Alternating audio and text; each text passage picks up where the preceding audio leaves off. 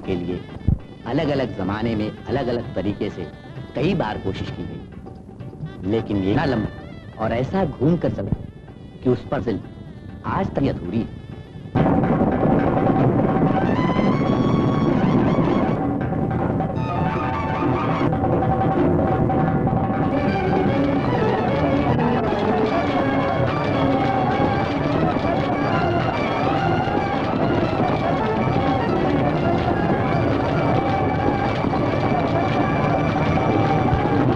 इसी तरह देश पर देश पृथ्वीराज चौहान की सेना आ पहुंची पंजाब, जहां गजनी के सुल्तान गौरी के साथ उनकी 20 बार लड़ाई हुई।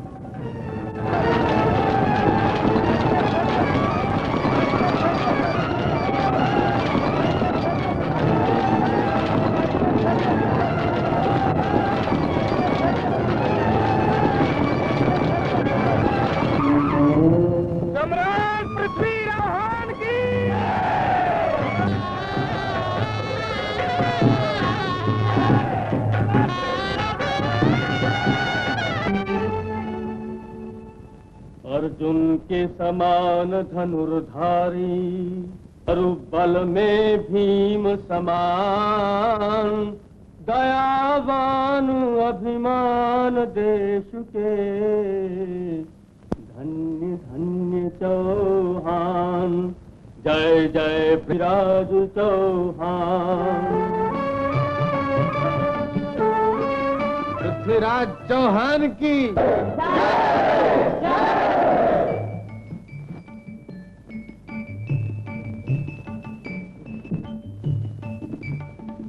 दिग्विजय की इस खुशी में राजकवि चंद बरदान हम पृथ्वीराज चौहान के जीवन साथी की पदवी और प्रेम भेंट करते हैं।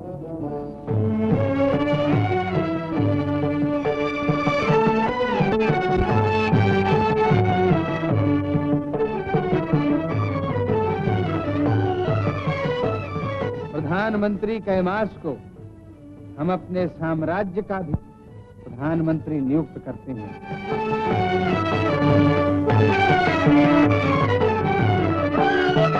चामुंडराय,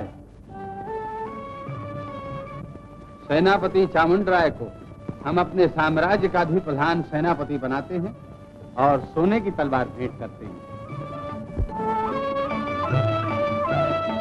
राय,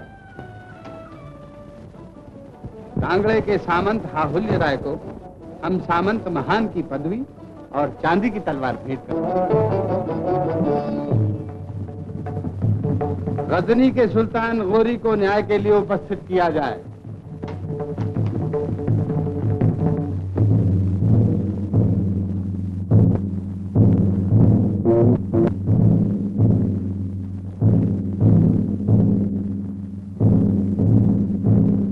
आंखों ने ऐसी रोटी देखी तो अच्छा ना होगा।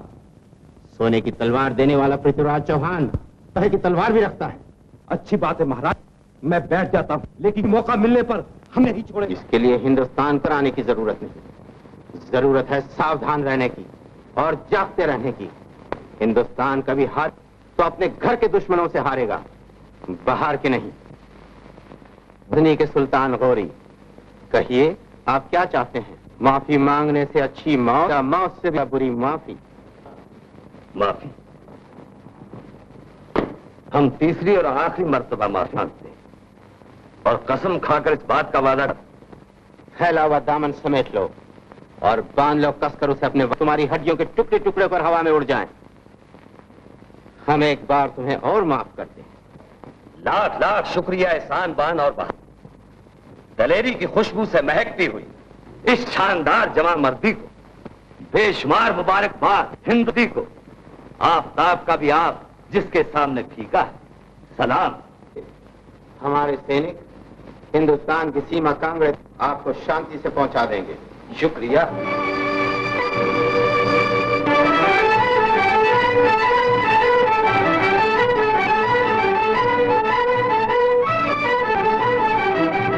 कि वहां दया के लिए कोई स्थान नहीं। गुजरात के राजा भीमदेव सोलंकी ने सम्राट का मारा था। उसी की राजनर्तकी कर्नाटकी इस समय दिल्ली दरबार में खड़ी है।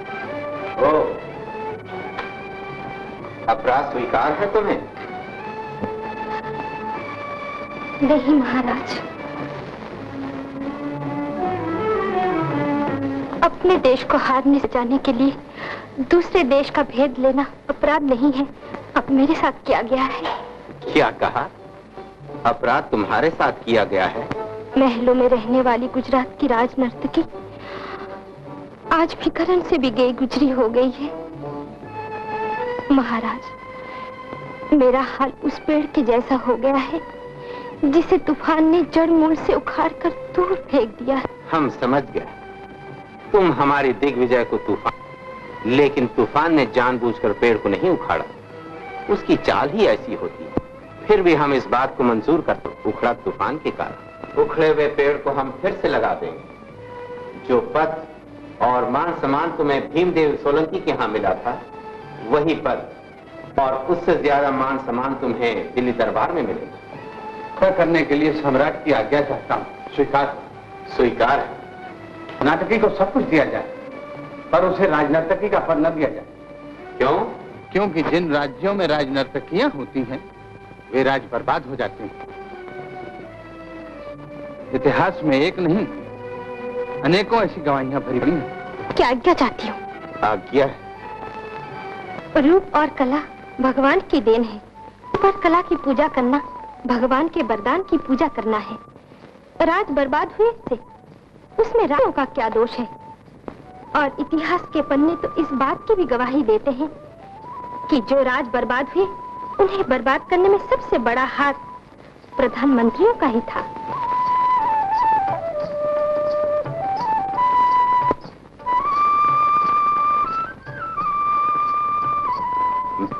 और हमारा फैसला यह है कि अब तुम्हें राजनर्तकी का पद तब मिलेगा जबकि तुम हमारे प्रधानमंत्री की रखी हुई कला की कसौटी पर खरी उतर जाओ। मुझे मां की आज्ञा स्वीकार है। राजनर्तकी का पद पाने के लिए कर्नाटकी को महाराज के अपने पूजा भवन में पूजा नृत्य करना होगा। गुरुदेव, आज्ञा।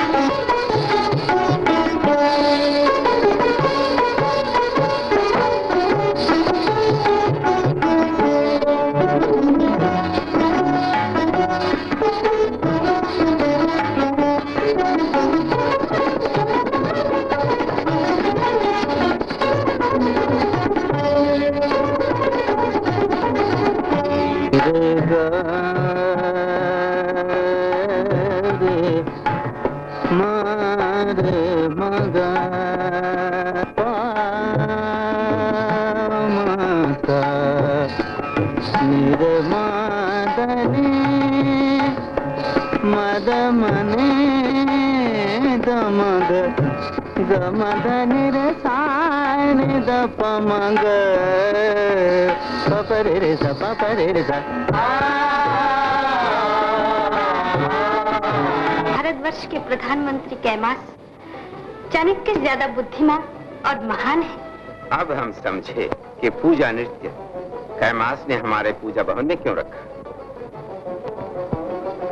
कर्नाटकी, धन्य है तुम्हारी कला और धन्य है तुम्हारी देशभक्ति। कर्नाटकी राजनर्तकी का पद पाने के लिए सचमुच योग्य है। परिचारिका, इतनी सुंदर कला करते हैं। कलाकार की अनमोल जिंदगी को हम जिंदगी भर संभालने का वचन देते हैं।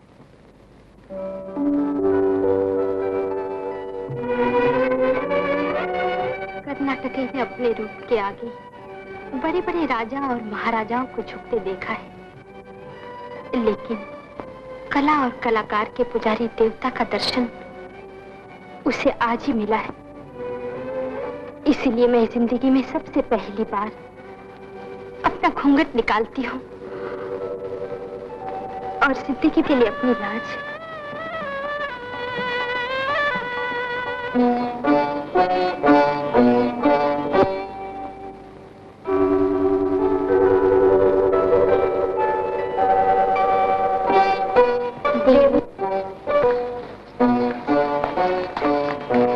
आपकी आज्ञानुसार पूजा नृत्य के इस श्रृंगार को रेशम के अम्बरान दिया है।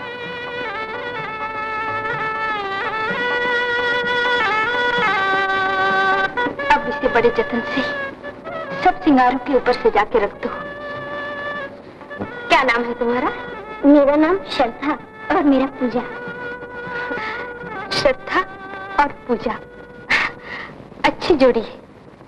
बेटी, नीचे प्रधानमंत्री कैमास तुमसे मिलने आए। प्रधानमंत्री कैमास और मुझसे मिलने आए? मैं उनसे मिलती हूँ गुरुदेव। राज के प्रधानमंत्री को कर्नाटकी प्रणाम करती है। मैं भी कला के प्रधानमंत्री को प्रणाम करता हूँ। कैसे कष्ट किया? बधाई देने आया हूँ। किस बात की? आज की तुम्हारी जीत और अपनी हार की। सच पूछे तो जीत आप ही की हुई। यदि मैं सम्राट होती तो विजय का जो सेहरा मेरे सर पे रखा गया उसे आपको पहना देती। और मुझे राजकी बना देती। क्यों?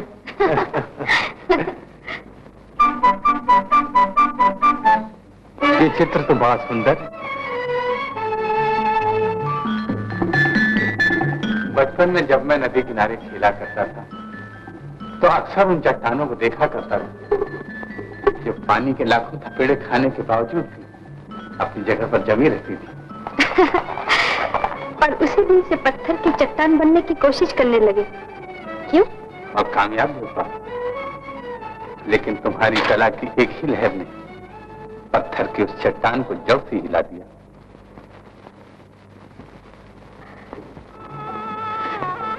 कला की इतनी ऊंची कसौटी रखने के लिए मैं भी आपको बधाई देती हूँ। नहीं तो कला को चमकने का ऐसा अवसर ही कैसे मिलता। धन्यवाद। दर्शन देते रहिएगा कभी कभी। दर्शन देते रहिए तो दर्शन करते रहिए बना देता हूँ और इसे अपना जय चंद्र, पृथ्वीराज का दुश्मन है। मां बदौलत उसी दिन का इंतजार कर रहे हैं जब दिल्ली और कन्नौज दोनों जंग की आग में कूद पड़े। लेकिन दिन कब आएगा? आप जैसे दिलेर आदमी को बस हिम्मत नहीं होना चाहिए आलीजा। पृथ्वीराज ने हमें माफ नहीं किया, बल्कि हमारी बहादुरी की तौहीन की। हमारे मुंह पर तमाचा मारा। तो पृथ्वीराज के गुरूर को धूल में मिला देगा। हम नई फौज की भर्ती करेंगे, नई ताकत से हमला करेंगे और दिल्ली की एक से एक बचा देंगे। हमारी नई ताकत भी उस फौलादी किले को नहीं तोड़ सकती। उसे तो दहकते हुए अंगारों की जरूरत है जो उसे अंदर ही अंदर से पिघला दे। दिग्विजय के बाद पृथ्वीराज चौहान ने दिल्ली के चौराहे पर विजय स्तंभ खड़ा किया हौसला तो देखो उस लुटेरे का, अपने को भारत सम्राट कहता है। सम्राट का पद हमारा जयचंद्र राठौर को मिलना चाहिए और उसे हम लेकर ही रहेंगे। कन्नौज की राठौरी सेना से कोई टक्कर नहीं ले सकता। शाबाश सेनापति रावण की जाए, सारे राजाओं को निमंत्रण भेजा जाए और जो आने से इंकार करे उसे कुचल डाल। मेरी राय है कि पृथ्वीराज को भेज दिया जाए, सब राजा को अच्छा काम दिया जाए और उसे बना दिया जाए द्वारपाल, पहरेदार दरवाजे। संयोगता के स्वयंवर में भी मूर्ति को द्वारपाल के स्थान पर रखा जाए। महाराज ठीक कहते हैं। तो जाओ रात यज्ञ की तैयारी करो। फालुक राय, तुम 1 लाख फौज लेकर दिल्ली और कन्नौज की सरहद पर निगरानी रखो। अगर हमारे राज्य में से भी आदमी मारा गया तो राजसु यज्ञ विध्वंस हो जाएगा। जयचंद्र राठौर को हमने कभी नीचे गिराने की कोशिश नहीं, और सच बात तो यह है कि हमारे दिल में जयचंद्र राठौर की उतनी इज्जत है जितनी हरिचंद के लिए मोहब्बत है। फिर वे हमारे साथ दुश्मनी क्यों रखे, ये हमारे समझ में नहीं आता। राजसु यज्ञ में आने के लिए उसने जो निमंत्रण भेजा है उसने जानबूझ हमारे सम्राट का अपमान किया है। उस धूर्त का हौसला तो देखो, देवता को द्वार बनाना चाहता है। कन्नौज की 1 लाख सेना भी दिल्ली सरहद पर आ गई है। सेनापति चामुंड राय ने हमारे प्रधानमंत्री का अपमान किया है। अपमान और अभिमान करने के सिवाय चामन को और आता ही क्या है। इसका हाथ हमेशा तलवार के मुठ पर ही रहता है, जो मुंह में आए बक देता है। मेरी बात किसी को भी अच्छी नहीं लगती, ये मैं कई बार देख चुका हूं। जिसके जो मन में आए तो करे, मेरा क्या बिगड़ेगा। देखा बरदाई जी, पिथौरा ने कैसे जगाड़ों को सेनापति बना दिया और सोने की तलवार बांध दी। तो ये लीजिए काका जी अपनी सोने की तलवार। उस दिन भरे दरबार में महाराज ने भी ऐसा ही ताना मारा था, मुझे सेनापति नहीं बनना। चामन,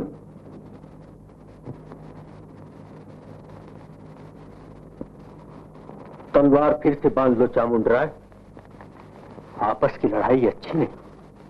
बांध लो तलवार।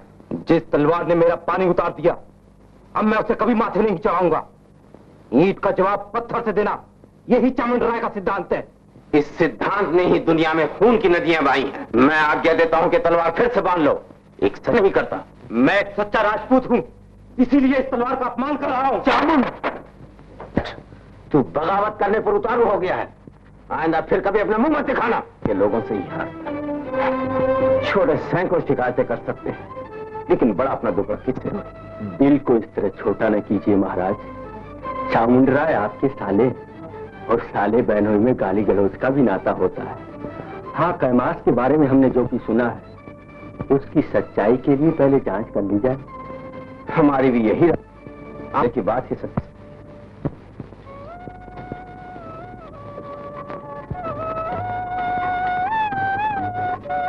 महाराज का स्वागत करने के लिए आप रोज रात को श्रृंगार करते हैं और रोज सवेरे उस मुरझाए हुए श्रृंगार पर 2 आंसू टपकाती हैं। ऐसा क्यों देवी? जब स्वाति का ही पानी पीना है, प्यासा मरने के सिवाय पपीहा और कर ही क्या सकता है।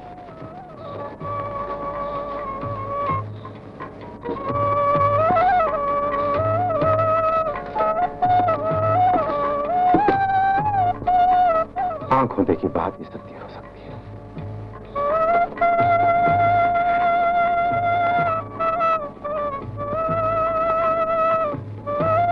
बिरयानी चल रही है इस दीपक की तरह।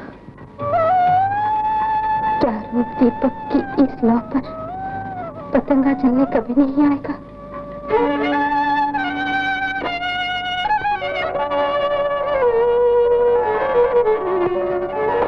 महाराज, श्रद्धा, मैंने अभी भी महाराज को देखा है। वृंदावन की कुंजकली में शाम फिर से छुप गए।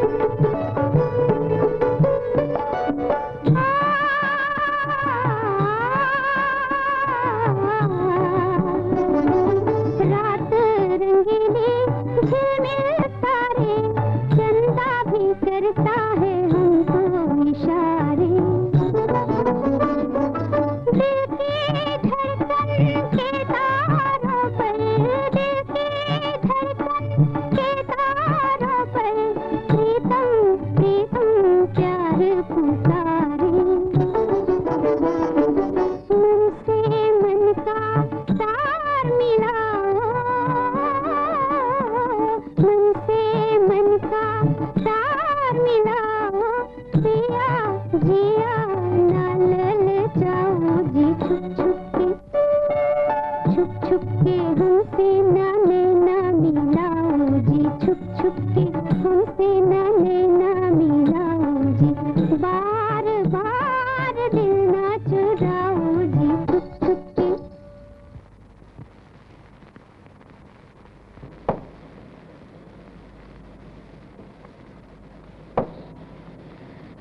कितनी लंबी प्रतीक्षा के बाद आज प्रभु पहली बार पधारे। दासी का श्रृंगार सफल हो गया। दासी नहीं, देवी। ऐसा भाव भरा नृत्य इसके पहले हमने कभी नहीं देखा। तुम्हारी कला से ही प्रभावित होकर हम यहाँ चले आए। तुम्हारे झूमते हुए अंग राग रंग की झड़ी लगा देते हैं। तुम बिजली के समान चंचल होकर फूलों की जयमाला। बस यही दीपक घर के उजाले के लिए होता है देवी, घर जलाने के लिए। जो आज इतने पास आकर इतनी दूर चला गया, कभी वापस नहीं आएगा गुरुदेव।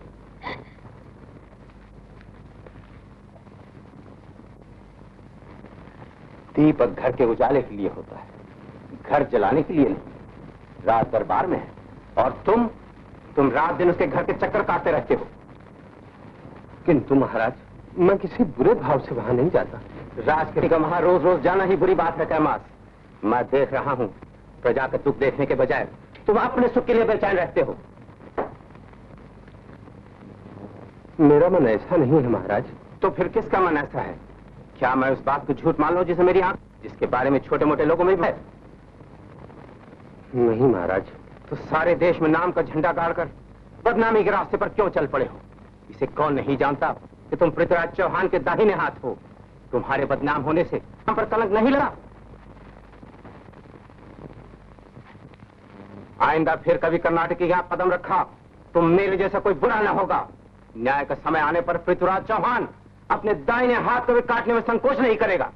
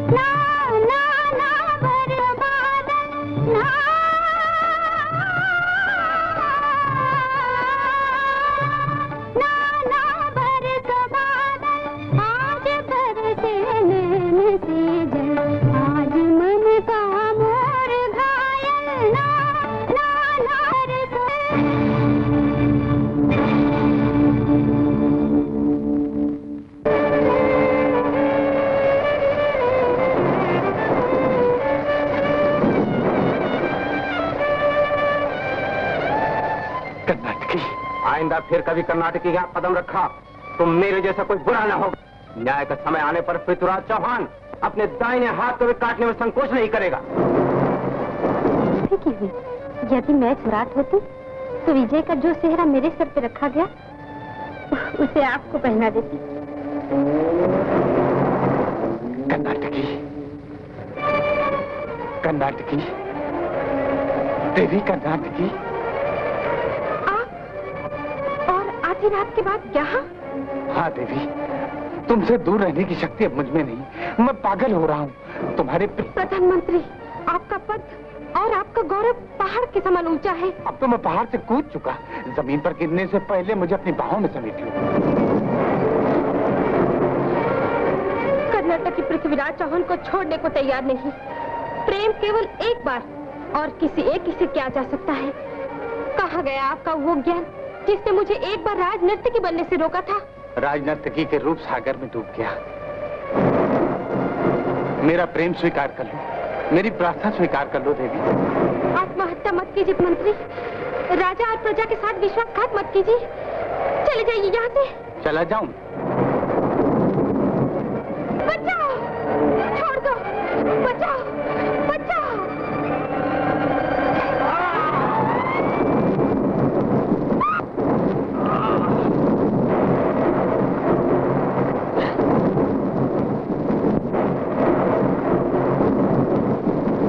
गुरुदेव, इस वीर ने इस पापी को मारा।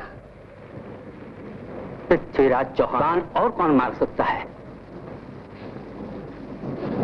अब हम इस समय छोड़ के चले जाएंगे। जो गुजर गया है उसे दरगुजर कर दिया जाए। दरगुजर कर दूं? दामन पर लगे हुए शिकस्त का इस धब्बे, हिंदुस्तान को फतह करने की अपनी इस तमन्ना हरगिज़ नहीं। आलम पना क्या है? माधव भाट जहां बनाए खिदमत में पेश होना चाहते। माधव भट्ट, इजाजत?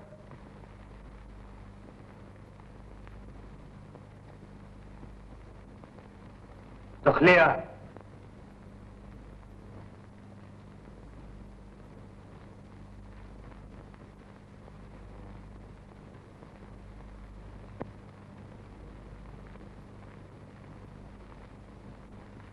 आओ, गजनी के माधव भाट और हिंदुस्तान के संग्राम सिंह, आओ।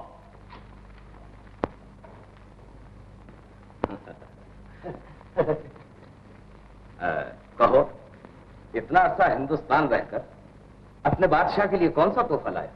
दिल्ली के सिपह सलार चामुंड राय की बरतरफी और वजीर आजम कैमास की मौत। हकीकत? यकीन जानिए। सबब? औरत की खूबसूरती और आपसी झगड़े। वाह, अब तो हमारी फतह का रास्ता साफ हो गया। जहान और हिंदुस्तान में कुछ तो कमजोरी आई, और आई हमारे अन्नदाता हाहुली राय की बदौलत। सामंत हाहुली राय? वही कांगड़े का सूबेदार? जी कांगड़ा तो हमारी सरहद से मिला हुआ है। जी हाँ, अगर कुछ लालच दे दिया जाए तो हाहुली राय को भी गजनी से मिलाया जा सकता है। तो कह देना, फतह के बाद मां बदौलत उन्हें दिल्ली का बादशाह बना देगी और दोस्ती के एवज में हमारी अंगूठी उन्हें दे देना। मां बदौलत को फख्र है आप जैसे हिंदुस्तानी दोस्तों पर। 10 गांव की जागीर हम आपको अता फरमाते। 10 गांव? 10 गांव? आलमपना जिंदाबाद, आलमपना जिंदाबाद। शुक्रिया, आलमपना, शुक्रिया, शुक्रिया, शुक्रिया।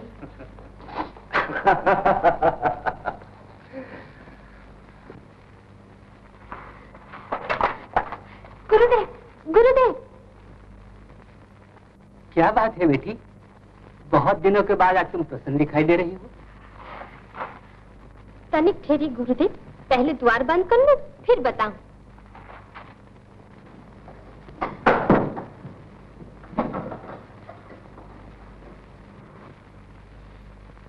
यहाँ कन्नौज की दीवारें भी हमारे और कान लगाए रहती हैं।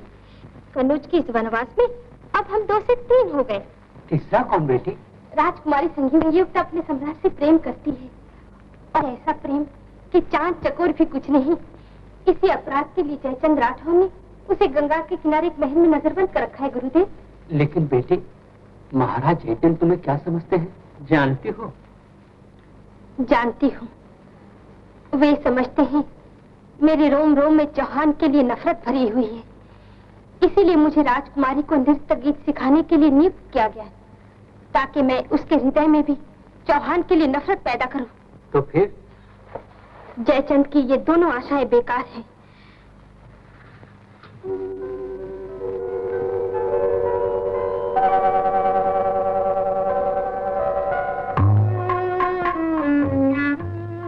पृथ्वीराज चौहान के नाम की माला तो मैं मरते दम तक जपती रहूंगी।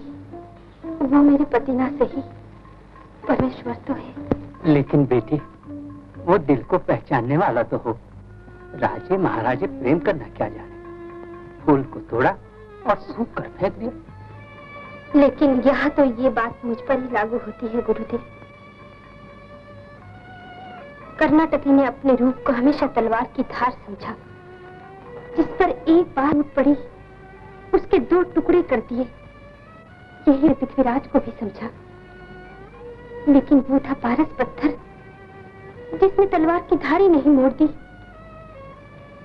उसे सोना भी बना दिया। तो अब फिर क्या करोगी बेटी?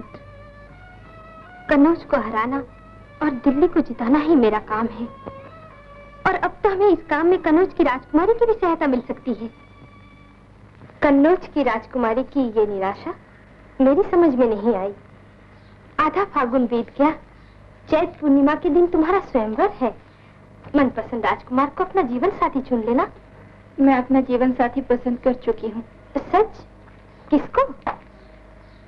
वीर शिरोमणि भारत सम्राट पृथ्वीराज चौहान को। पृथ्वीराज चौहान को? अपने पिता के जन्मजात बैरी को? और फिर दिल देना ही था तो किसी देवता को देती। तलवार की पूजा करने वाला पत्थर, भला स्त्री को फूल चढ़ाना क्या जाने। लेकिन स्त्री तो फूल चढ़ाना जानती है, और स्त्री ने जिसे एक बार फूल चढ़ा दिए उसकी निंदा नहीं सुन सकती।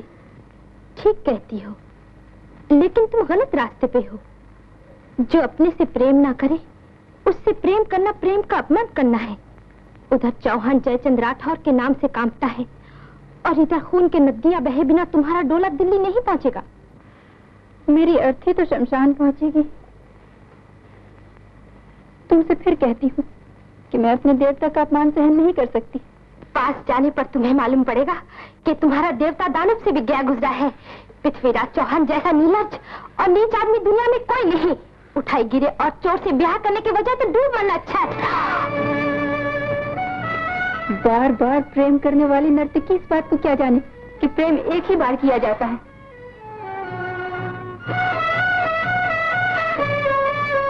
धन्य हो राजकुमारी, धन्य है तुम्हारा प्रेम। मैं तो तुम्हारी परीक्षा ले रही थी। सच? मुझे क्षमा कर दो बहन। बिटिया। गुरुदेव, क्या बात है?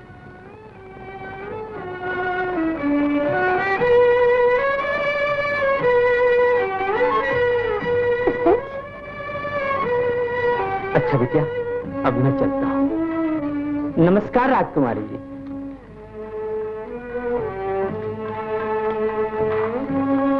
क्या हुआ बहन? दिल्ली की सेना ने कन्नौज की सेना को हरा दिया।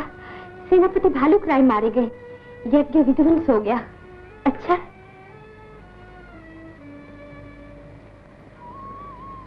लेकिन अब क्या होगा?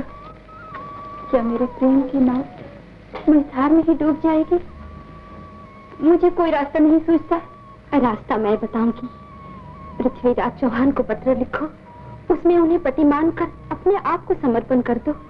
वे तुम्हारा उद्धार जरूर करेंगे। अच्छा,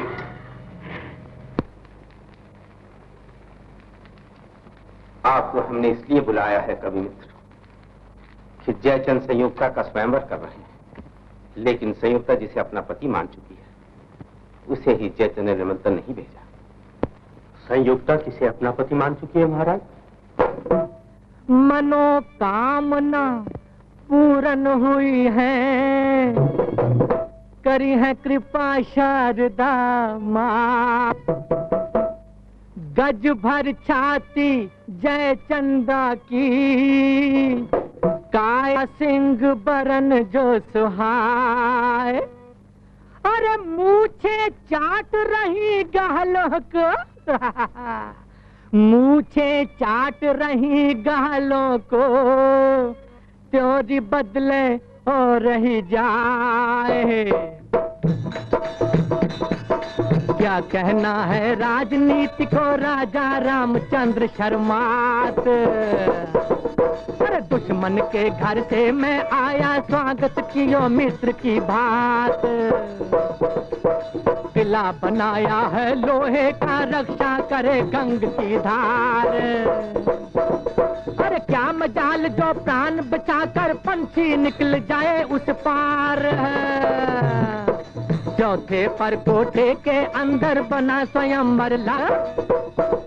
अरे बड़े बड़े राज्य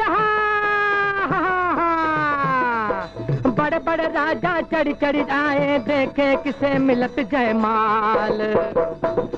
अरे गज बधाक जय चंद राय की धमके सारा हिंदुस्तान। वाह वाह वाह वाह वाह। सती बैठी है जिब्बा पर। दिल्ली में बसे तुम ही बुद्धिमान आदमी। इसलिए महाराज कि आप जयचंद और मैं कविचंद, हम दोनों का आधा नाम मिलता जुलता है।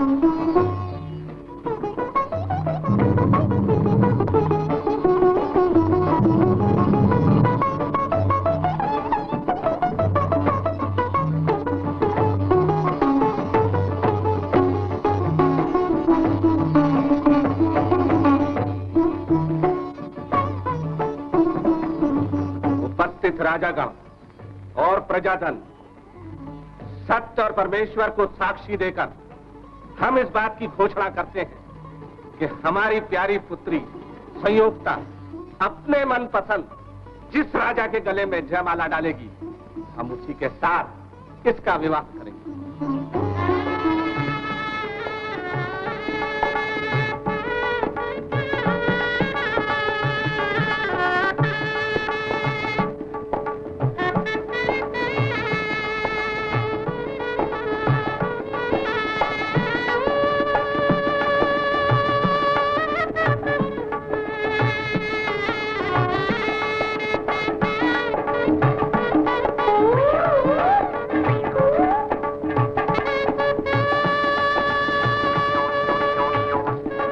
निर्भय रहो, ईश्वर तुम्हारी मनोकामना पूरी करेगा।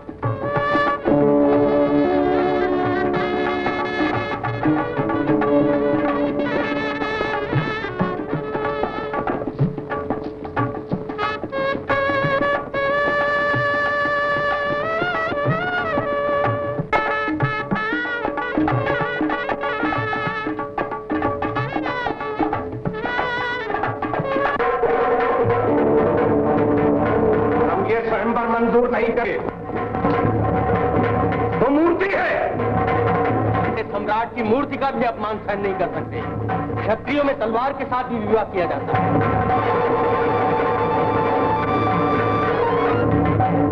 पृथ्वीराज चौहान संयुक्ता को ले जा रहा है। जिसकी तलवार में ताकत हो रोक ले। पकड़ो, भागने न पाए चौहान, टुकड़े टुकड़े कर डालो।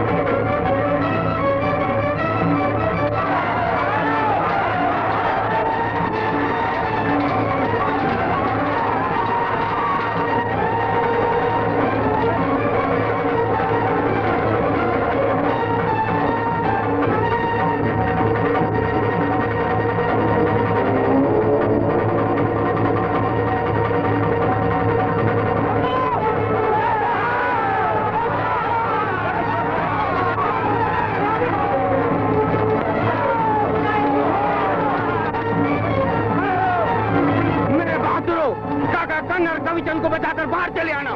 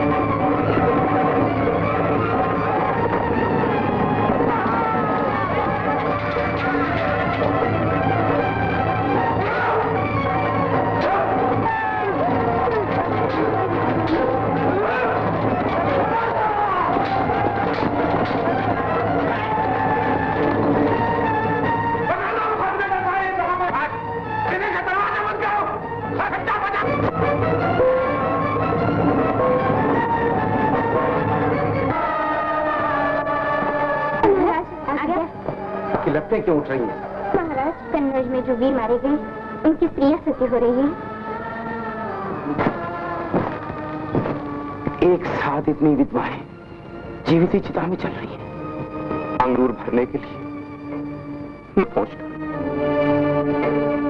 संयुक्ता के आंसू पोंछने के लिए मैंने कितने मुस्कुराहट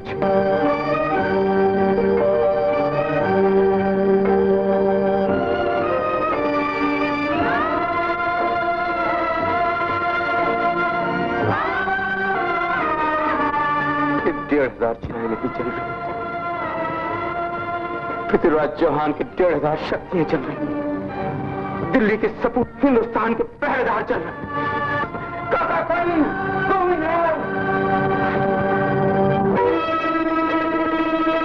आपकी सारी अभिलाषाएं पूरी होंगी। अगर ऐसा ही होता तो क्या चौहान यज्ञ विध्वंस कर देता? अपने मुट्ठी भर सामंतों के बलबूते पर संजोगता को उठा ले जाता? दिन धारे कन्नौज की नाक कट गई। प्रधानमंत्री, आज ही गजनी के सुल्तान गौरी को खत लिख दो कि आप एक बार हिंदुस्तान पर फिर चढ़ाई कीजिए। हम अपनी पूरी शक्ति के साथ आप सहायता करेंगे। गजनी को फतेह की और कन्नौज को दिल्ली।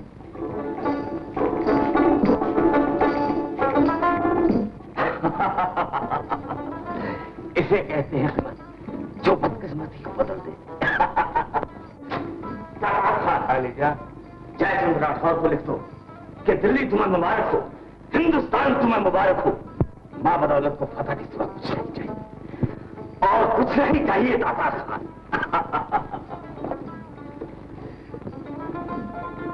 दादी जी को दुश्मन दे तो पृथ्वीराज चौहान जैसा क्या शमशीर पाई है, क्या तकदीर पाई। आलिजा बजा फरमा रहे हैं। दातार खान, हकीकत कहो हकीकत।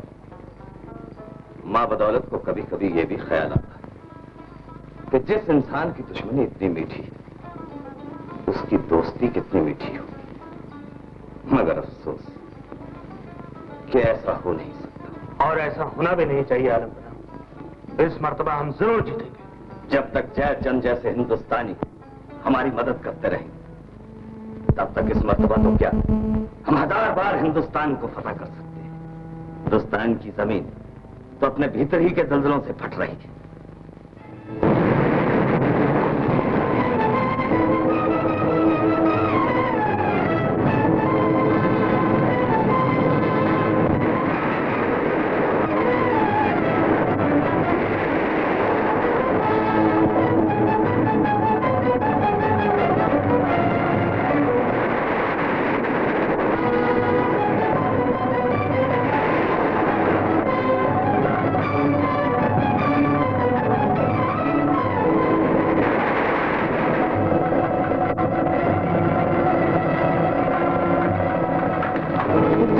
में डूब गई, दिल्ली जमुना में डूब गई।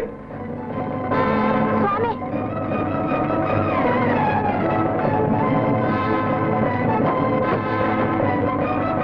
स्वामी, संयुक्त दिल्ली जमुना में डूब गई, डूब गई।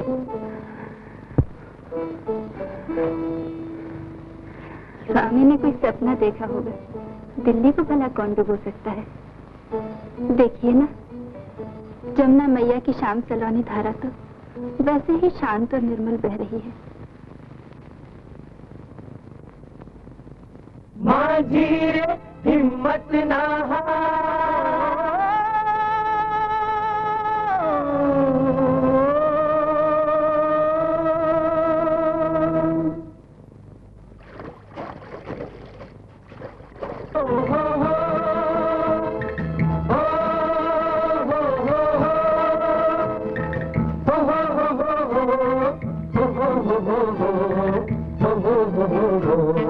माझी रे हिम्मत नहा माझी रे हिम्मत नहा तेरे हाथ पतवार तेरे साथ करता माझी रे हिम्मत नहा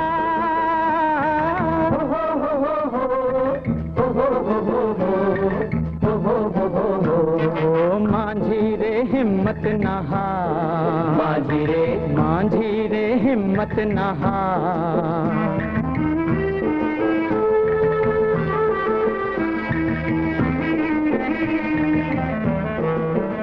चाहे चारों तरफ अंधकार हो चाहे आगे तेरे मंझधार हो ले तू धीरज से काम हो तेरा रखवाला राम ले तू धीरज से काम हो तेरा रखवाला राम वही नैया लगाएगा पार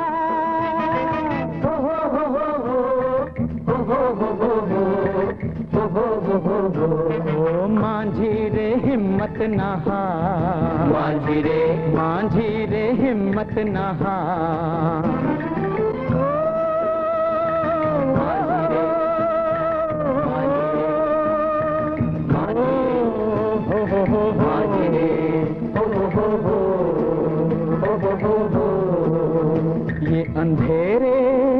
ये अंधेरे तेरे मिट जाएंगे कारे बादल सभी हट जाएंगे रात बीतेगी घोर तेरी चमकेगी भोर रात बीतेगी घोर तेरी चमकेगी भोर नहीं जाएगी खाली पुकार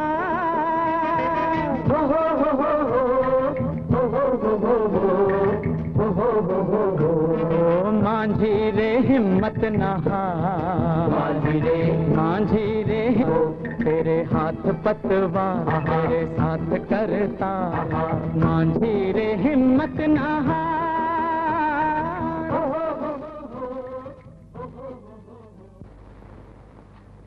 ये नक्शा और अंगूठी मैंने रखा था और आपको बताने के लिए जान ये अंगूठी गजनी के सुल्तान गौरी की है। और तू कौन है? तुझे ये चीजें कहां से मिली? सुल्तान ने दी है मुझे। मैं माधव भाट हूँ। माधव भाट? गजनी का जासूस और मेरे घर में फ्लैश से रह रहा है? दगाबाज। मुझे मारने से आपको कुछ न मिलेगा। मैं आपका सेवक और मित्र भी। ध्रुव का भेदिया और मेरा मित्र? नीच, अधम, तेरा इतना हौसला? तू ये कहना चाहता है कि मैं महाराज का दुश्मन हूं? मैं आपसे प्रार्थना कर रहा हूं कि अपने महाराज से दोस्ती तोड़ दें। कैमास के मरने के बाद ना तो आपको कर्नाटकी मिली और ना प्रधानमंत्री का पद। महाराज अगर चाहते तो ये दोनों चीजें आपको दे सकते थे।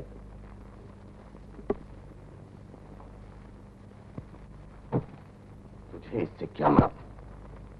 ये मेरे घर और देश की बात है। मैं कहाँ कहता हूँ कि आप विदेशी बन जाएं। मैं तो चाहता हूँ कि आप दिल्ली के सम्राट बने। कन्नौज में 1500 सेनापतियों और सामंतों के मर जाने के बाद अब पृथ्वीराज चौहान में कोई दम बाकी नहीं रहा। अगर आप सुल्तान गौरी का साथ दें तो आपकी तकदीर बदल सकती है। चोर ने कभी आज तक किसी की तकदीर बदली है? वो तो खुद उस माल को हड़प लेना चाहता है। लेकिन चोर भी 4 घर बचाकर चोरी करता है। सामंत, बिना किसी दहशत के सुल्तान का साथ दीजिए। हिंदुस्तान का सम्राट पद आपको मिलेगा। हिंदुस्तान का सम्राट पद? तो लीजिए ये अंगूठी। इसे सुल्तान की दोस्ती और अपने वायदे के बतौर पहन लीजिए। लेकिन मैं खुल्लम खुल्ला या चोरी से दिल्ली नहीं छोड़ सकता। इसके लिए मुझे कोई मौका देखना होगा जिससे मेरे चले जाने का दोष लगे चौहान के मत्थे। महारानी, पढ़ो ये चिट्ठी, खुशी के मारे उछल पड़ोगी।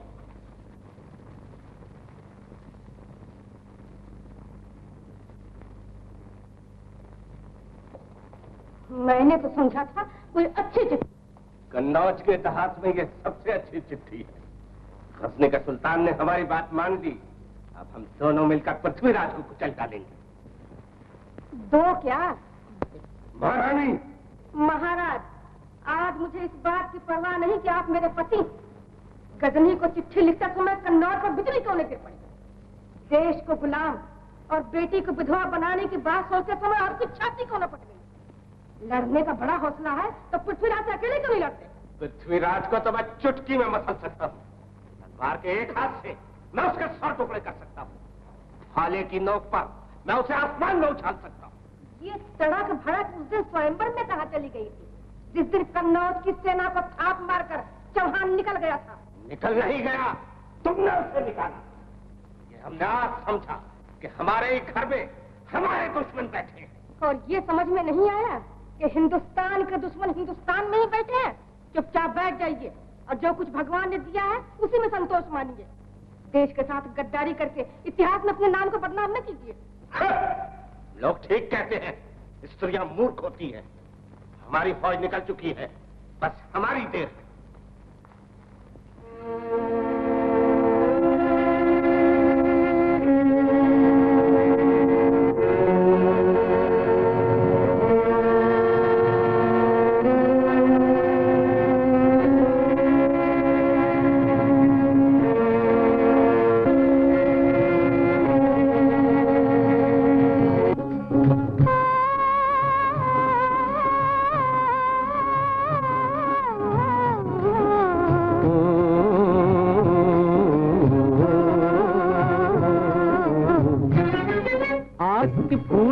बार बार बदली राजधानी है, दिल को दहलाने वाली ये दिल्ली की कहानी है।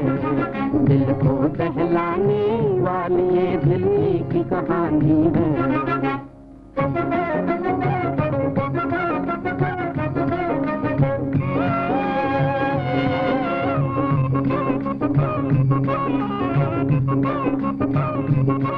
इस धरती पर लिखा हुआ इतिहास पुराना है,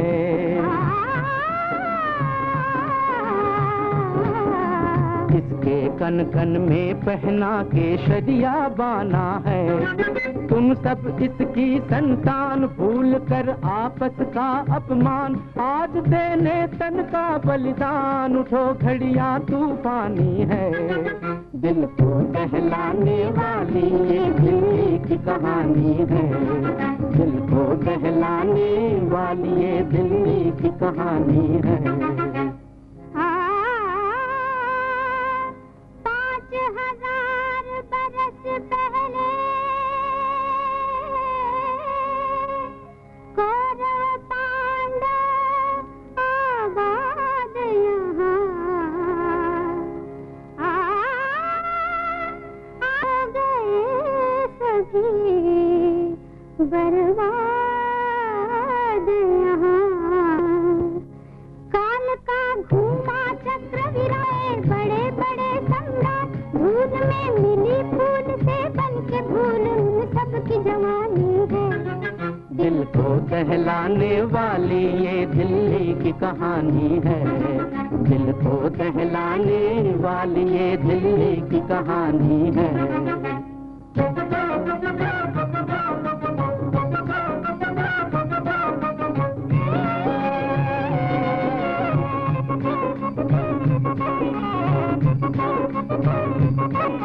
जागो जागो जागो जागो आज करोड़ों प्राणों की हुंकार पुकारे।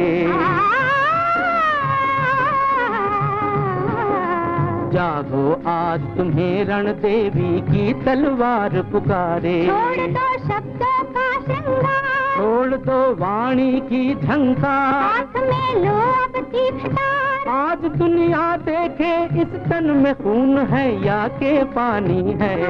दिल को बहलाने वाली की कहानी है, आपस की फूट से बार बार बदली राजधानी है। दिल को बहलाने वाली ये दिल्ली की कहानी है, दिल को बहलाने वाली ये दिल्ली की कहानी है। कल्याण हो बच्चा। क्या चाहते हैं आप? बच्चे बूढ़े जवान सबका मस्तक। मस्तक? कविचंद हमेशा अपना मस्तक हथेली पर लिए रहता है महाराज। अच्छा, आप लोग भीतर चलिए। आइए आइए।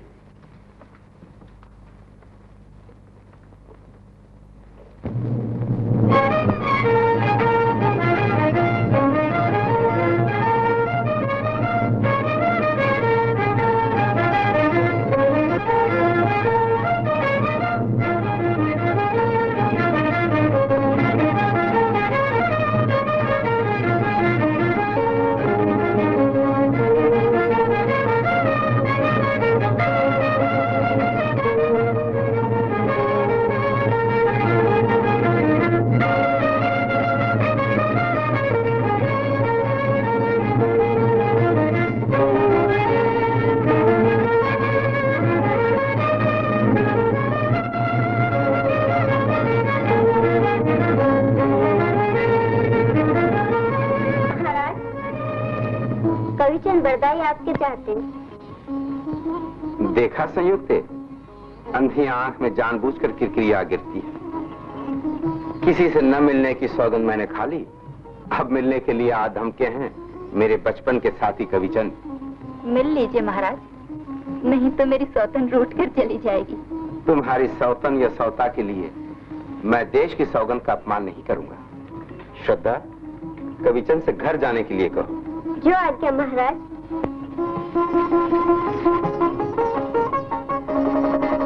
महाराज ने आपको घर लौट जाने को कहा है।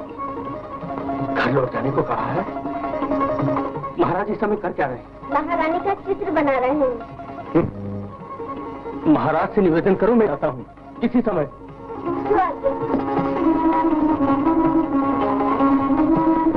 महाराज, बरदाई जी आपसे इसी समय मिलना चाहते हैं। चंद से कहो महाराज ने आपको घर लौटने की आज्ञा दी है।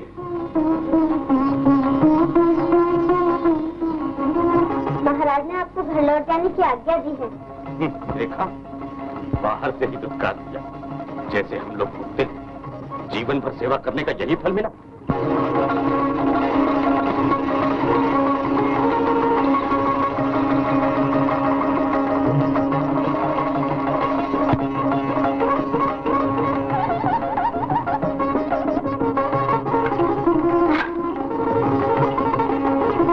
ले जाओ इसे महाराज के पास।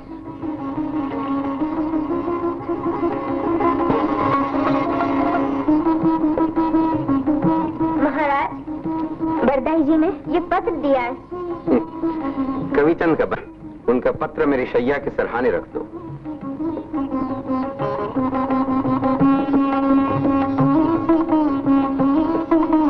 कविचंद से कह दो मैं किसी भी हालत में उनसे नहीं मिल सकता। महाराज, आप किसी भी हालत में नहीं मिल सकते। ऐसा कहा महाराज ने? मेरे पत्र पर देखा भी नहीं।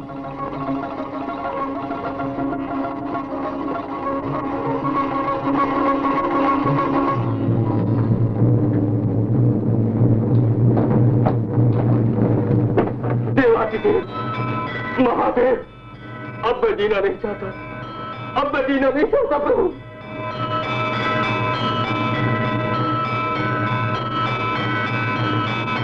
महाराज, महल में बंद है, प्रजा घबराई हुई है, चारों ओर से दुश्मन बढ़े चले आ रहे हैं। मैं दिल्ली की बर्बादी नहीं देख सकता। अपने देश पर दूसरे देश का राज हो, इससे पहले मर जाना अच्छा। जय महादेव।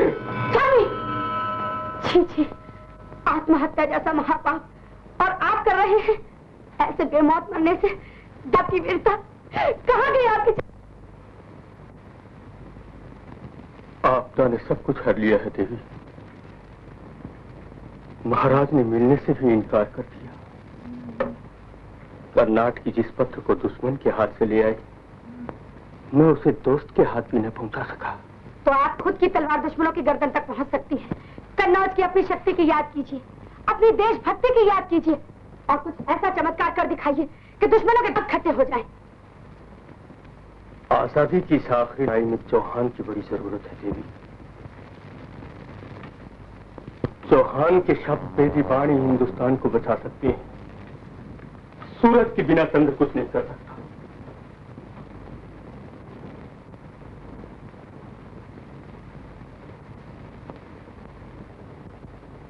तो आप इसी समय चित्तौड़गढ़ जाइए और महाराज के बहनोई राणा समर सिंह को बुला लाए। तो देखते ही चौहान फिर से जाग जाएगा। समुद्र में भर्ती आते देर ही कितनी लगती है। तुमने आंखें खोल दी गोरी, मैं अगर जाता हूँ। हमने राणा समर सिंह जी को सेना के साथ निगमबोध की तरफ आते हुए देखा। क्या कह रहे हैं आप? हाँ बरदाई जी, मैं अपनी आंखों से चित्तौड़ की विशाल से देखा और आपको खबर देने चले आए। भगवान ने मेरी प्रार्थना सुन ली। मैं अभी निगमबोध जाता हूँ। स्वामी, चित्तौड़ से बेटा जलन भी आया होगा, वापसी में उसे जरूर लेते आइएगा। जरूर लाऊंगा उसे तुम्हारे, क्योंकि इस बार चंद की तलवार आजादी की लड़ाई में चमकनी ही चाहिए।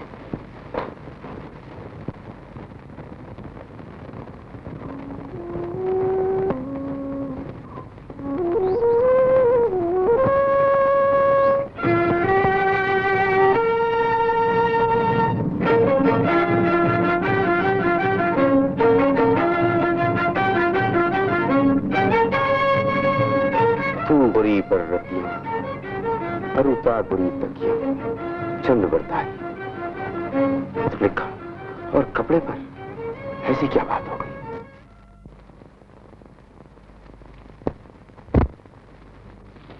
जयचंद, कैलाश को मिलाकर भूल जाओ ये सब बातें पीथल। जयचंद गौरी की सेनाएं बढ़ती चली आ रही है, हमें उनका सामना करना होगा। अच्छी बात है, गौरी और देशद्रोही जयचंद दोनों अपने किए फल भुगतेंगे। दादाजी, अब मैं जल्दी से जल्दी लड़ाई के मैदान में पहुंचना चाहता हूँ। शाबाश पीथल, हिंदुस्तान ने हमेशा तुम्हारी वीरता पर अभिमान किया। धन्य हो, धन्य हो पीथल।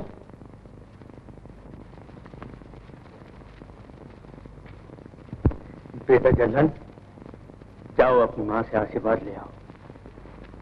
जो आ गया पिताजी। बरदाई जी। महाराज, मेरी भूल को दिल में न रखना। नहीं महाराज। तुम इसी समय कांगड़े जाओ और हाहुली राय को समझा देखो। उनको सिर्फ इतना कहना कि अपने देश को विदेशियों से बचाना आज हर हिंदुस्तानी का पहला फर्ज है। जो आज्ञा महाराज। राणा जी, लेकिन महाराज, मैं लौटूं इस बीच अपनी फौजों को तैयार रखा जाए। मेरा दिल दिल्ली में ही लगा रहेगा। मैं हाहुली राय और उसकी फौज को लेकर यहीं आ रहा हूँ। जय जय। सुल्तान, इस मर्तबा आपको कांगड़े की सरहद पर लड़ाई करनी ही नहीं पड़ेगी। शाही सेना बिना किसी रुकावट के आधा पंजाब। शाबाश हमारे दोस्त, हम इस वफादारी का बदला आपको दिल्ली का बादशाह बनाकर चुकाएंगे। आलमपना, अब मेरा काम खत्म हो गया। अब मुझे घर जाने के लिए छुट्टी मिल जाए तो। क्यों, हमारे साथ लड़ाई पर नहीं चलोगे? अजी, मैं भला क्या लड़ूंगा? मैं लोहे की तलवार नहीं चलाता, मैं तो दिमाग की तलवार चलाता हूँ। अच्छा अच्छा। हाँ, लेकिन यहाँ दरिया सिंध बहुत गहरा दरिया है। आपको इस मर्तबा हम एक ऐसी जगह से ले जाएंगे जहाँ दरियाए सिंध बिल्कुल गहरा नहीं है। सिंध के उस पार एक बहुत बड़ा जंगल है। उसे अबूर करते ही हम तारायण के मैदान में पहुंच जाए। जय हो सामंत राज की। दिल्ली के राज कवि चंद बरदाई भट्ट पधारे हैं। आप अपने खेमे में जाइए, बाद में आकर मैं आपसे मिलता हूँ। ठीक है।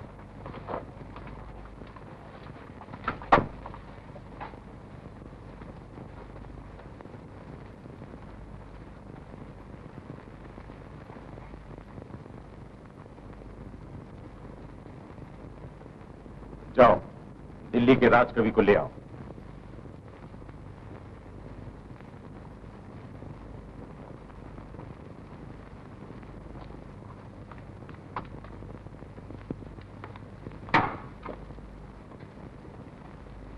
नमस्कार।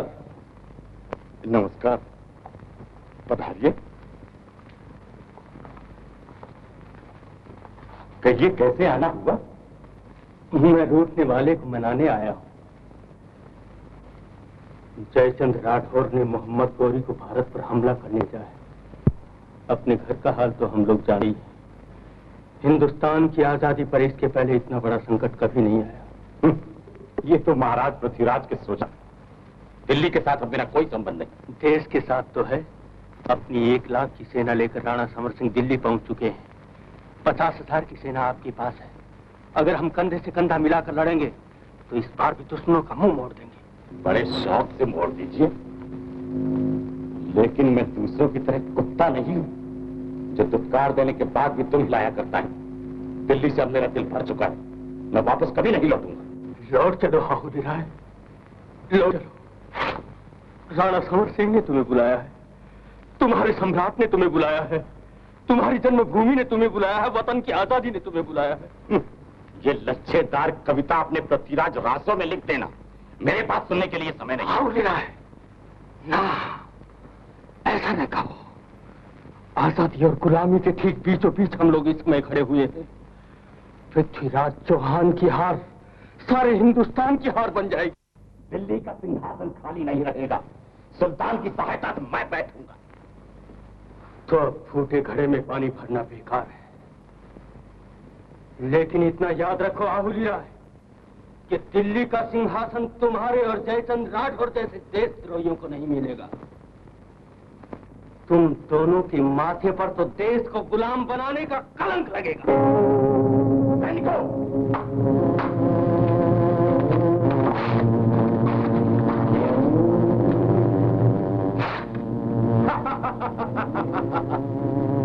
तुमने समझा था कि यहाँ का हटाने के लिए मैं तुम्हें दिल्ली जाने दूंगा? दुश्मन को छोड़ता पृथ्वीराज चौहान को मुबारक हो। जिसे तुम मूर्खता कहता है वो मनुष्य की सबसे बड़ी महानता है। दुश्मन को माफ करने के लिए समंदर की गहराई और आसमान की ऊंचाई चाहिए मूर्ख। ले जाओ इस भाट को और बंद कर दो जालंधरी देवी के मंदिर में। वही बड़ा बड़ा पृथ्वीराज रासों लिखा करेगा। क्षमा करना भारत माता, क्षमा करना महाराज। मुझे इस आजादी की आखिरी लड़ाई में आपका साथ देने का सौभाग्य नहीं मिल रहा।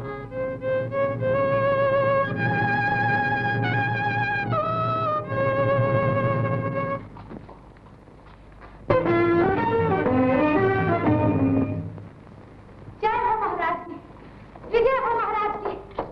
महाराज के साथ जाने के लिए मेरे पति दिल्ली में नहीं है, इसीलिए अपने बेटे जलन को आपकी सेवा में सौंपने आई हूँ। वीरता, चतुरता और देश प्रेम में ये अपने पिता से कुछ भी कम नहीं है।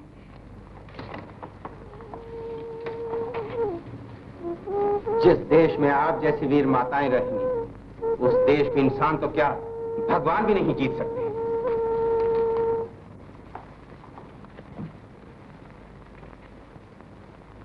जय मातृभूमि। माँ ने रक्त का दान, उसका जीवन देवतुल्य है, उसका जन्म महान।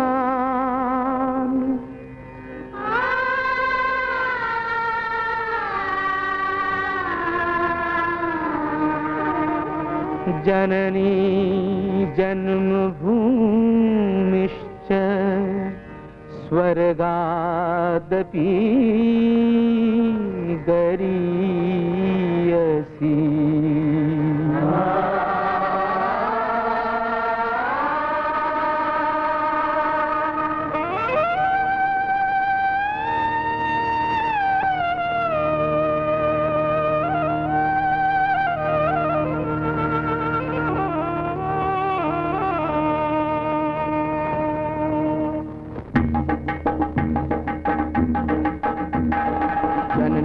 जन्मभूमि स्वर्ग से महान है।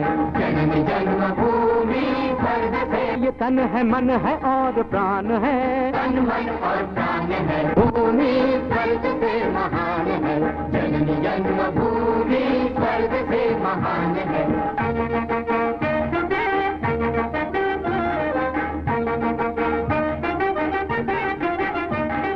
इसके कण कण पे लिखा राम कृष्ण नाम है, राम कृष्ण नाम है। हुतात्माओं के रुधिर से भूमि सच्च श्याम है, भूमि सच्च श्याम है। धर्म का ये धाम है, सदा इसे प्रणाम है। स्वतंत्र है धरा यहाँ स्वतंत्र आसमान है, स्वतंत्र है धरा यहाँ स्वतंत्र आसमान है। जननी जन्मभूमि स्वर्ग से महान है। जननी जन्मभूमि स्वर्ग से महान है।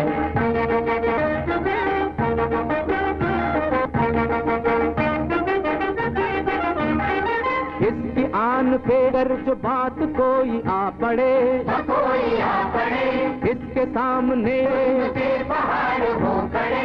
शत्रु सब जहान हो विरुद्ध आसमान हो, मुकाबला करेंगे हम पे ये जान है, मुकाबला करेंगे हम जो जान में ये जान है। जननी जन्मभूमि स्वर्ग से, जननी जन्मभूमि स्वर्ग से महान है।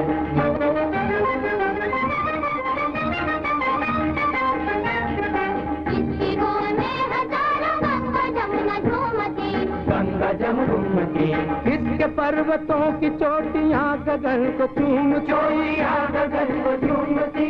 भूमि ये महान है निराली इसकी शान है, इसकी जय पताका पर लिखा विजय निशान है, लिखा विजय निशान है।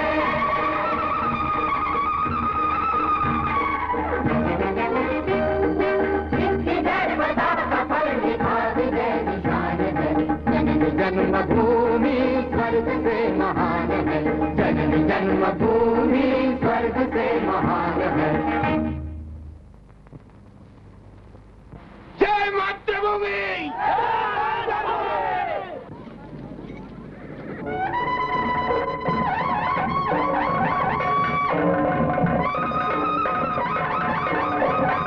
वीरों, अपने देश की आजादी के लिए लड़ने को तैयार हो जाओ।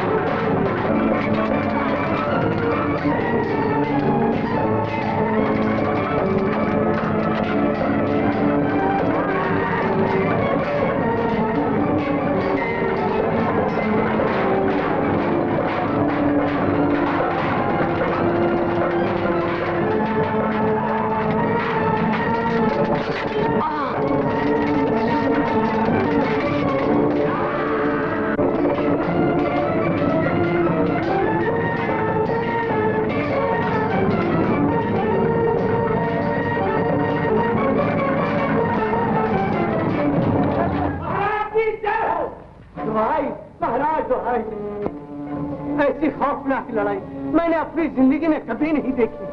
पृथ्वीराज की तलवार ने चारों तरफ हाहाकार मचा रखा है। क्या कह रहे हैं? हाँ महाराज, ये तो मैंने खास तौर से देखी है कि पृथ्वीराज एक बार गौरी के सिंहों को भले छोड़ दे, लेकिन उस विदेशी का साथ देने वाले हिंदुस्तानियों को वो ढूंढ ढूंढ कर मारता है। और हाहुली राय के हवाले की गई हुई हमारी सेना, वो अभी सारी कट गई। अपनी 50,000 सेना कट गई। तब तो फिर महाराज फौरन हमला कर देना चाहिए। सिपाहियों, सिपाहियों, खा मारे गए, हमारी फौज कमजोर पड़ गई है। जितनी भाग चलो, आएंगे, चलो।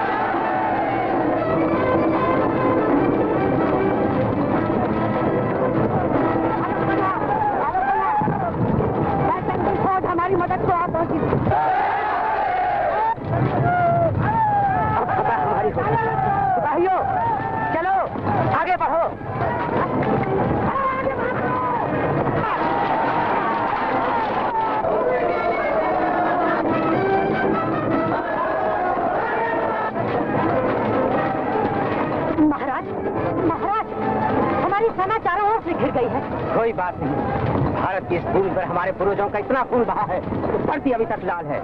कौन हारा कौन जीता, इतिहास इसका फैसला करेगा। हमारा काम देश के लिए लड़ना और मर जाना है। आगे बढ़ो।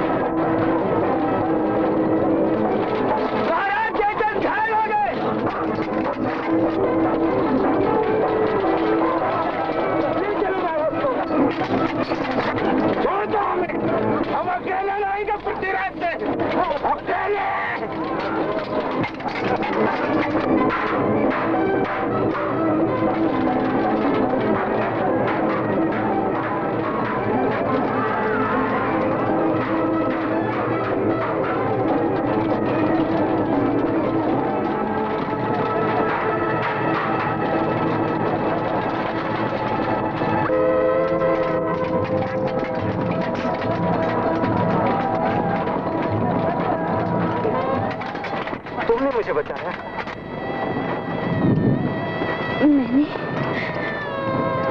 मैंने तो अपना फर्ज पूरा किया। मैं जानता हूँ कि मुझे अपना पति मानकर तुमने आज तक चुपचाप मेरी पूजा की, और अब तुम जैसे वीर नारी मांग में सिंदूर भरते हुए पृथ्वीराज चौहान से कर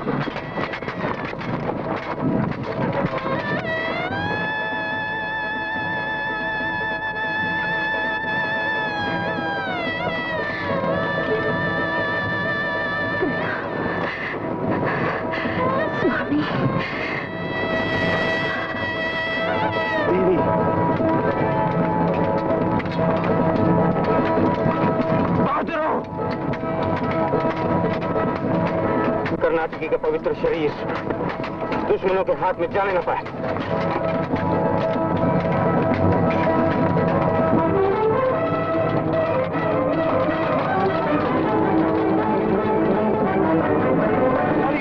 आ रहे हैं। चावड़ा, तुमने एक बार तूफान चलाने का वचन दिया था तो मार गिरा इस देशद्रोही अहुले राय को। पृथ्वीराज चौहान बाहर के दुश्मन को सहन कर सकता है, घर के दुश्मनों को नहीं।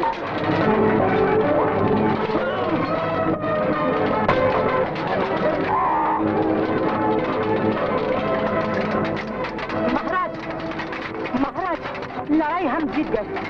सुल्तान गौरी सामने और आपका निशाना कभी टूटा नहीं। लीजिए, मार गिराइए उस देश के दुश्मन को।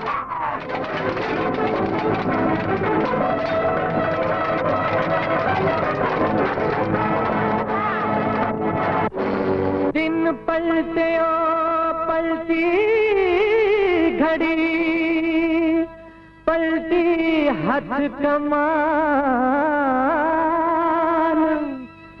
पीथल एही पारख्यो, दिन पलटियो चौहान।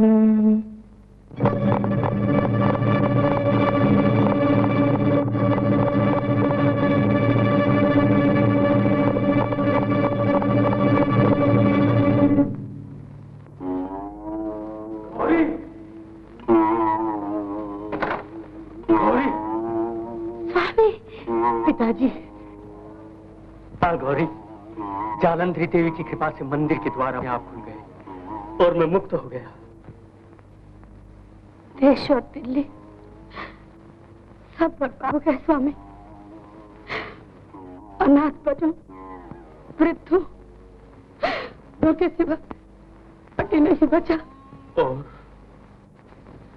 महाराज? वे लड़ाई शुरू होने के 5वें दिन ही पकड़े गए।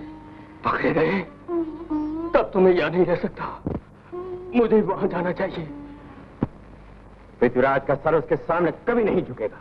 और चौथी मर्तबा मां बदौलत ने हिंदुस्तान की जमीन पर ही पृथ्वीराज चौहान को हरा दिया, फतह कर लिया हिंदुस्तान। वो तलवार दुनिया में अभी तक पैदा ही नहीं हुई जो हिंदुस्तान और पृथ्वीराज चौहान को अपनी। वो दिन भूल गए जब दिल्ली दरबार में तुम्हारी ये लाल आंखें मौत के डर से पीली पड़ गई थीं और तुम रहम की भीख मांग रहे थे। चौहान, चौथी मर्तबा तारान के मैदान से भागते हुए गोरी को गद्दार जयचंद ने मौत से बचा लिया। मखलूक कैदी, तुम हमारे दरबार की तौहीन कर रहे, तुम अपनी हद से बाहर जा रहे। हद से बाहर न जाते तो तुम्हारे जैसे दुश्मन को बार बार छोड़ क्यों देते? हद से बाहर न जाते तो तुम्हारे मुट्ठी भर मुल्क को आजाद क्यों रहने देते? खामोश, जबान को लगाम दो गुस्ताख कैदी। गुस्ताख कैदी नहीं, सम्राट पृथ्वीराज चौहान कहो। छिपकर हमला करने वाला अपनी किस ताकत पर गुरूर कर रहा है?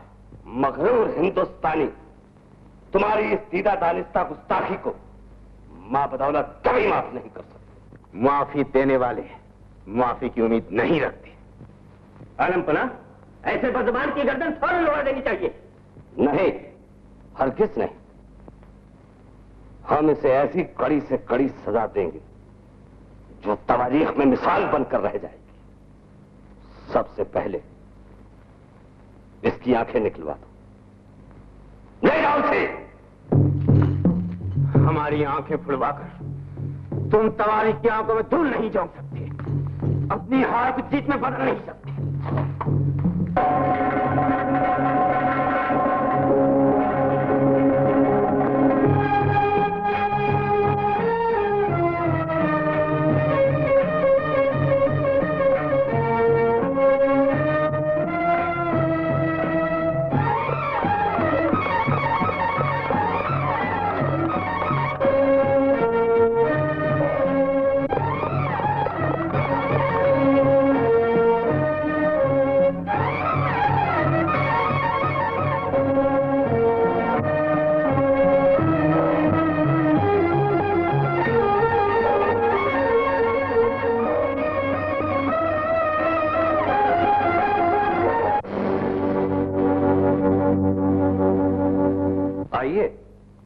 बैठिए। उस दिन की खुशकिस्मती हमें याद है जिस दिन आपने दिल्ली दरबार में हमें अपने पास बिठाया था। आज हम उस एहसान का बदला चुकाना चाहते हैं। इसी एक आश को लेकर तो मैं आपके पास आया हूं सुल्तान। मैं अपने महाराज पृथ्वीराज चौहान की रिहाई चाहता हूं। पृथ्वीराज की रिहाई छोड़कर आप कुछ भी मांग सकते हैं। भूल जाइए इन बातों को। लीजिए, नोश फरमाइए। नहीं नहीं, ऐसा नहीं हो सकता। जिन्होंने आपको 3-3 बार माफ किया है, एक बार माफ नहीं कर सकते? सियासत में शायरी नहीं चलती मेरे दोस्त। कब्जे में आए हुए दुश्मन को छोड़ देना हमारे असूलों के खिलाफ है। हम तो दुश्मनों की आंखें निकलवा देते हैं ताकि उनकी आंखों की सुर्खी हमेशा के लिए खत्म हो जाए। इसीलिए हमने मगरूर पृथ्वीराज की आंखें भी निकलवा दी। सुल्तान, ये क्या किया? आपने मेरे दिल पर चोट पहुंचाई। बहुत गहरा वार किया सुल्तान, बहुत गहरा। ईमानदार रियाया के दिल पर अपने बादशाह के दर्द का सदमा होना ही चाहिए। एक इंसान के नाते हम भी आपके बादशाह की इज्जत करते हैं। वतन पर जान देने वाले ऐसे बहादुर दुनिया में हर रोज पैदा नहीं होते। और तीरंदाजी का तो कहना ही क्या है। निशाना जैसे खुद ब खुद दौड़कर तीर के सामने आ जाता है। लेकिन सुल्तान ने अभी तक जो कुछ देखा है वो तो हमारे महाराज की मामूली तीरंदाजी है। हमारे महाराज तो शब्द भेदी बाण चला सकते हैं। वे आंखें न होते हुए भी आवाज पर निशाना मार सकते हैं। उनके हाथों में वो ताकत है कि उनके लोहे के साथों को भेद कर आर पार निकल जाता है। वाकई हकीकत है। हाँ सुल्तान। तब तो तीरंदाजी के इस बेमिसाल कमाल को हम जरूर देखेंगे। आप रात भर शौक से अपने बादशाह के साथ रहिए और उन्हें तीरंदाजी का कमाल दिखाने के लिए राजी कर दीजिए। मैं सुल्तान की खुशी के लिए जरूर कोशिश करूंगा।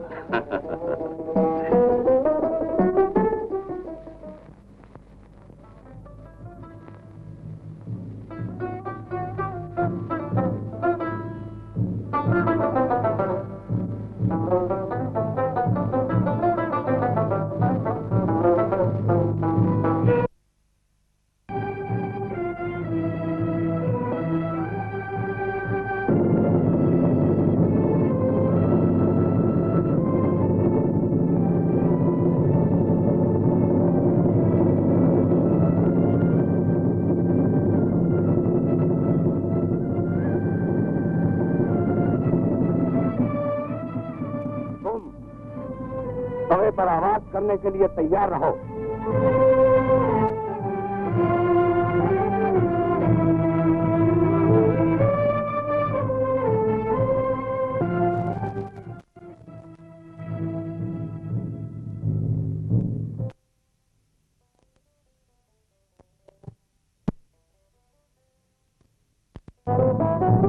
हाँ, पहले पृथ्वीराज को घुमा दिया जाए।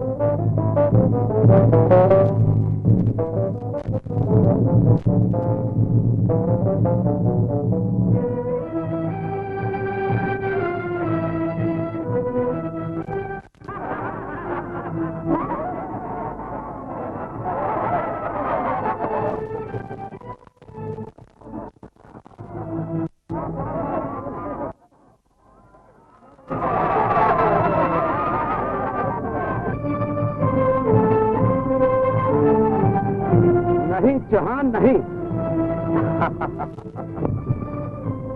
हमें तुम्हारी तीरंदाजी पर यकीन नहीं आता। कामयाब नहीं हो सकते।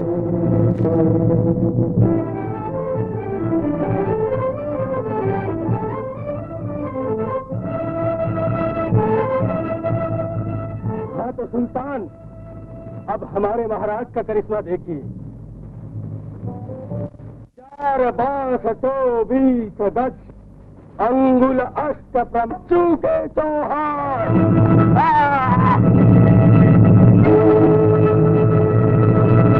विदा महाराज, विदा।